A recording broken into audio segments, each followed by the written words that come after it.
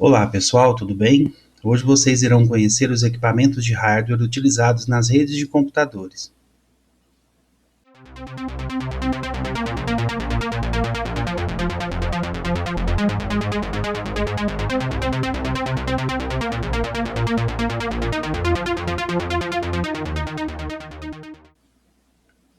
Para possibilitar a conexão entre os módulos processados de uma rede, torna-se necessários equipamentos de conectividade, como adaptadores, placas de rede, hubs, comutadores, switches, pontes, bridges, cabos, conectores e outros.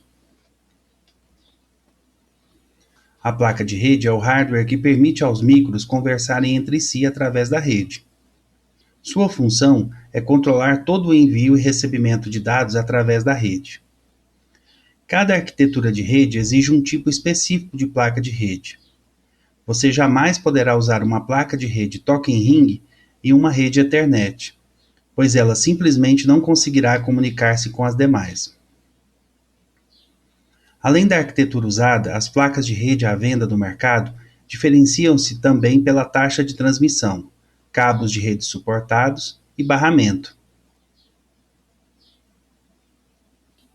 Quanto à taxa de transmissão, temos placas Ethernet de 10 megabits por segundo e 100 megabits por segundo, e placas Token Ring de 4 megabits por segundo e 16 megabits por segundo. Usando placas Ethernet de 10 megabits por segundo, por exemplo, devemos utilizar cabos de par trançado de categoria 3 ou 5, ou então cabos coaxiais.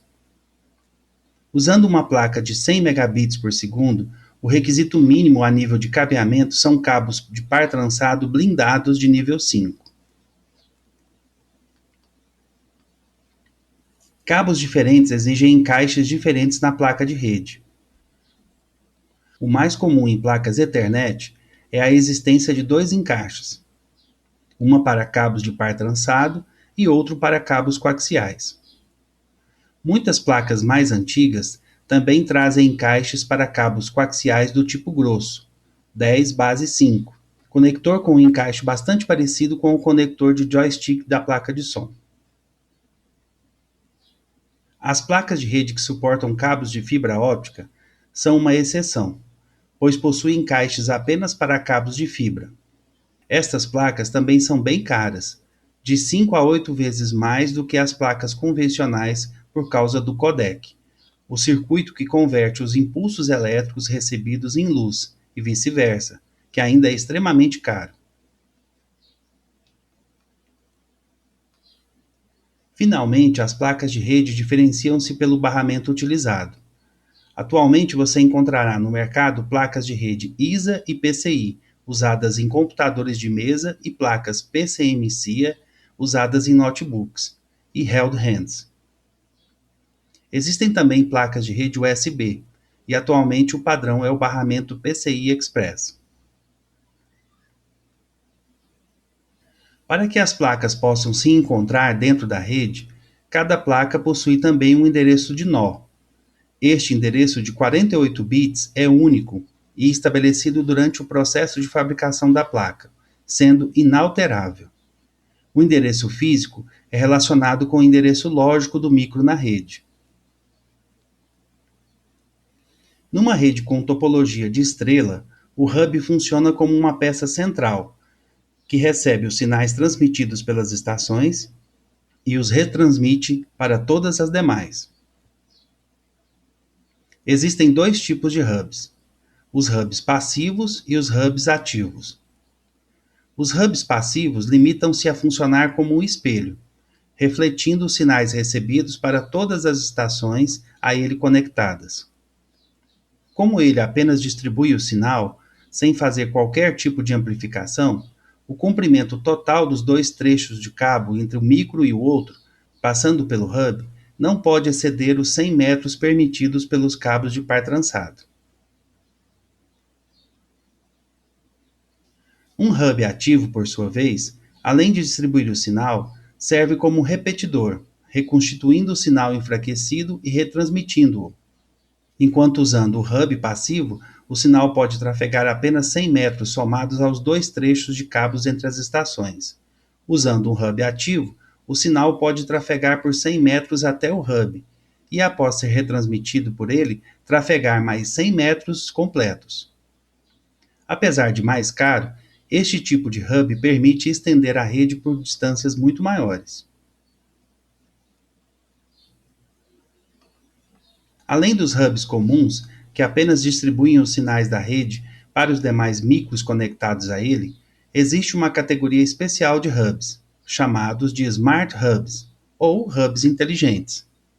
Este tipo de hub incorpora um processador e software de diagnóstico, sendo capaz de detectar e, se preciso, desconectar da rede estações com problemas, detectar pontos de congestionamento na rede, fazendo o possível para normalizar o tráfego, detectar e impedir tentativas de invasão ou acesso não autorizado à rede e outros problemas em potencial, entre outras funções, que variam de acordo com a sofisticação do hub. Um switch também pode ser usado para interligar vários hubs, ou mesmo para interligar diretamente as estações, substituindo o hub. Mas o switch é mais esperto, pois ao invés de simplesmente encaminhar os pacotes para todas as estações, encaminha apenas para o destinatário correto.